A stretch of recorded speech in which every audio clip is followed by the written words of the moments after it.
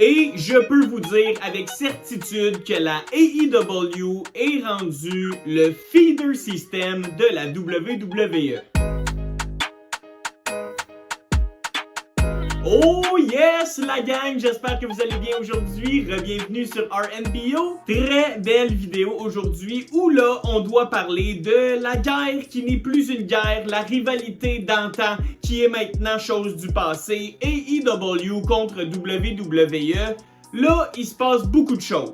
Et quand je dis beaucoup de choses, ben c'est pas mal un one-way. La AEW release énormément de superstars qui prennent tous le chemin de la maison, la WWE. Qu'on pense à Cody Rhodes, CM Punk, Jade Cargill, Penta, Rey Fenix, Ricky Saints, Ethan Page, Aleister Black et le plus récent, Miro qui a re-signé à la WWE. C'est tous des noms qu'on connaît et ils ont tous une chose en commun, c'était des stars de la AEW que Tony Khan a échappé. Donc quand on analyse cette liste-là et tous les autres noms qui ne sont pas utilisés par la AEW, la question suivante peut être soulevée, est-ce que la AEW est rendue le feeder system de la WWE?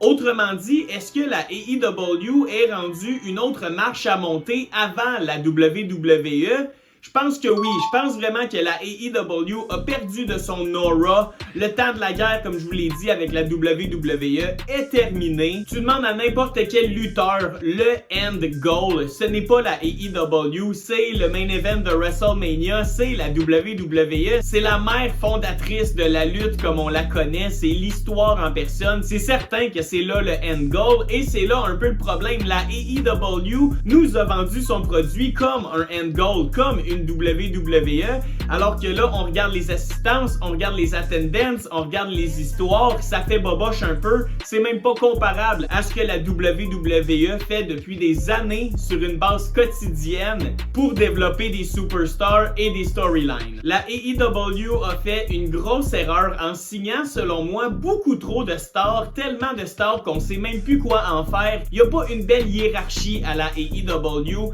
ils ont tellement de talent qu'on n'en utilise pas, ça fait en sorte que ces lutteurs-là sont frustrés, ce qui fait en sorte que là, la chimie dans le vestiaire est partie, ils auront pas de temps devant l'écran, après ça, ils vont être laissés de côté à la maison et finalement, ils vont être released. Est-ce que ça vous dit quelque chose? Je pense que toutes les anciennes stars de la AEW sont passées par là, traitement terrible et c'est ce qui fait en sorte que selon moi, la AEW est juste rendue un stage où tu dois te prouver, où tu dois faire tes preuves, où tu dois gagner en visibilité, montrer des bonnes histoires, montrer ta fleur intérieure pour éventuellement signer à la WWE.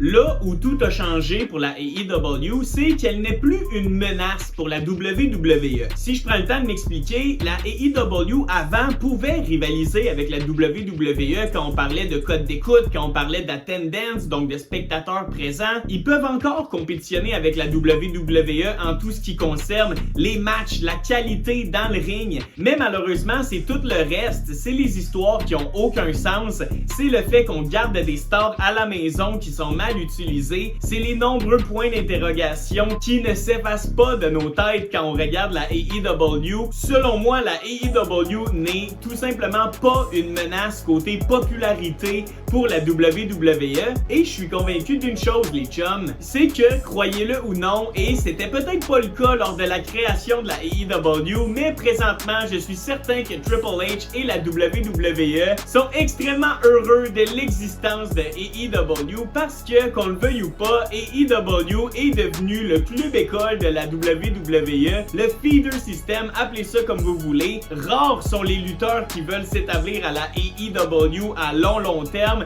La majorité ont pour end goal la WWE et c'est ce qu'on voit de plus en plus. Donc, en 2025, il n'y a plus de rivalité entre la AEW et la WWE, mais qu'est-ce qui peut expliquer ça, cette fin de rivalité-là? Est-ce que c'est la WWE qui a bien géré cette rivalité-là et qui a tout simplement mangé la AEW, ou est-ce que c'est la AEW elle-même qui s'est auto-détruite? Ben, je pense qu'il y a un petit peu des deux dans la réponse. Je pense que la WWE a été très stratégique dans tout ce qui a été la création de contenu, créer des nouveaux shows, mettre de la lutte du lundi au dimanche. Ils veulent vraiment que les fans de la WWE ne regardent rien d'autre que que ça, ils veulent qu'on regarde tous leurs produits pour justement nous éviter de regarder les indies. Et oui, je vais mettre AEW dans la catégorie Indies parce que il y a quelques années, j'aurais dit que AEW est la deuxième meilleure compagnie de lutte au monde. Mais en ce moment, j'ai pas le choix de dire que AEW est la meilleure fédération Indies au monde.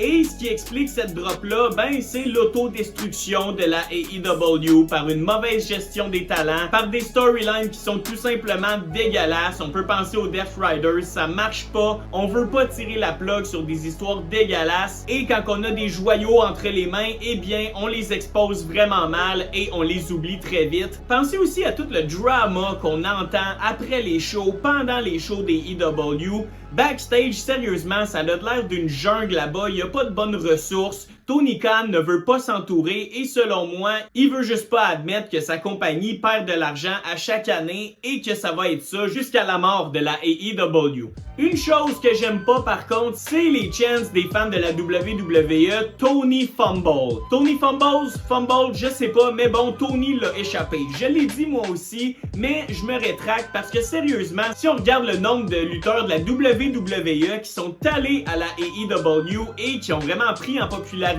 et qui sont devenus des meilleurs lutteurs, la liste est longue aussi. Pensez à Swerve Strickland, Ricochet qui a monté sa game d'un cran, pensez à Toni Storm qui est devenue une des leaders de la division féminine de la AEW, pensez à Cope, Moxley, c'est des main event players quand même. Énormément de WWE guys signent à la AEW, donc sérieusement, si on commence à dire que pour chaque lutteur, quelqu'un a échappé quelque chose, ben on finira jamais. Donc quand on regarde ça, la WWE est un feeder pour la AEW et la AEW est un feeder pour la WWE. Donc vous me direz dans les commentaires les chums, est-ce que la AEW est un feeder système, un club école, une simple marche à gravir pour éventuellement arriver à la WWE? J'ai vraiment hâte de vous entendre dans les commentaires, donc d'ici là, portez-vous bien la gang, j'espère que vous avez aimé, prenez soin de vous la gang, et comme on se dit, comme d'habitude, take care and peace!